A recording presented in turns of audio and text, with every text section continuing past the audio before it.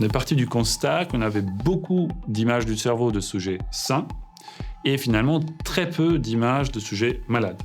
Et donc, nous avons développé un algorithme basé sur l'idée de auto-apprentissage pour estimer une représentation abstraite et informatique, je dirais, de le cerveau sain de l'être humain. Donc, qu'est-ce que c'est un cerveau sain ? Donc, quelle est la variabilité finalement de l'anatomie d'un cerveau sain ? Donc, nous avons réussi, via ces techniques d'auto-apprentissage, d'apprendre cette représentation, que nous avons par la suite transféré sur les sujets malades, où on avait très peu de données. Et à partir de cette idée de qu'est-ce que c'est une représentation du sujet sain, nous avons pu détecter mieux, finalement, quelles sont les différences anatomiques entre les sujets sains et les sujets malades, notamment dans les sujets qui souffrent d'autisme, schizophrénie ou troubles bipolaires. Nous avons développé donc cette méthode et nous l'avons aussi publiée dans plusieurs travaux où nous avons montré que cette stratégie marche mieux de, je dirais, la stratégie classique, qui est celle de développer un algorithme d'apprentissage où on prend les sujets malades, les sujets sains, ensemble, et on essaye de détecter finalement quelles sont les différences entre les deux.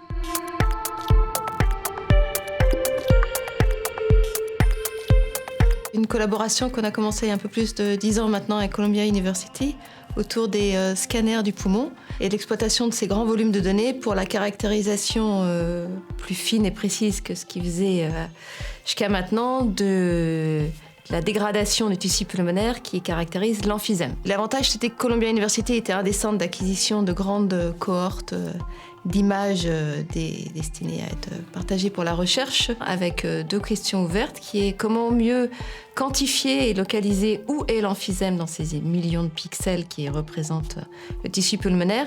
Et deuxièmement, une fois qu'on a localisé l'emphysème, est-ce qu'on pourrait le sous-caractériser, car on pense qu'il n'y a pas un seul type d'emphysème, mais plusieurs.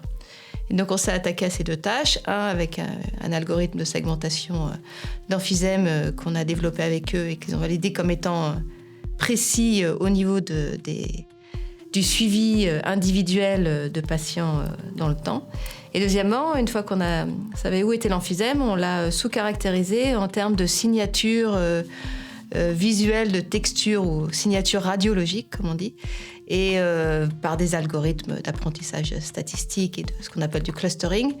Et on a finalement abouti à un consensus sur 6 sous-types d'emphysème auxquels des cliniciens ont contribué à donner des noms. Et ensuite, on a pu clairement associer à des caractéristiques cliniques très différentes, et telles que l'âge, mais aussi telles que l'exposition passée ou présente à la cigarette pour les fumeurs, ou telles que d'autres dégradations de performance, par exemple autour des capacités respiratoires. Maintenant, on s'intéresse aux associations avec des marqueurs génétiques.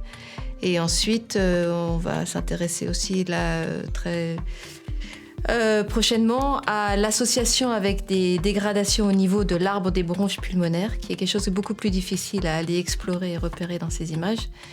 Et enfin, essayer de caractériser ces emphysèmes, non plus sur des images qui sont prises à inspiration pleine, mais maintenant à expiration, qui donne une autre visualisation de l'état du tissu pulmonaire.